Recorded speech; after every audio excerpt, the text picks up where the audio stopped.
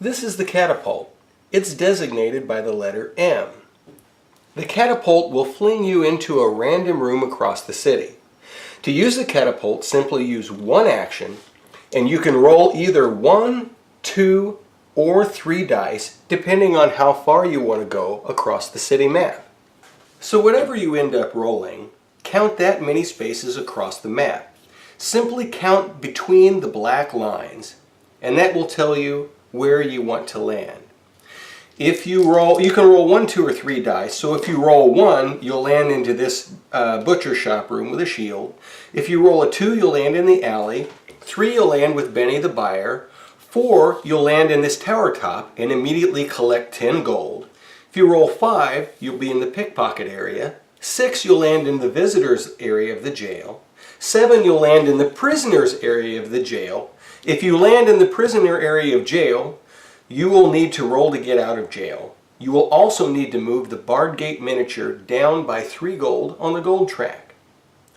If you roll an 8, you'll land in this treasure room. 9 is the alley.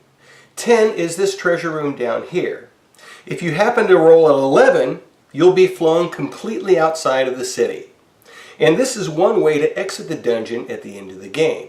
So if you roll all 3 dice, if you roll an 11 or greater, it will move you all the way outside the map. Simply move your figure back over to the entrance and use one action chip outside the board to move back into the city.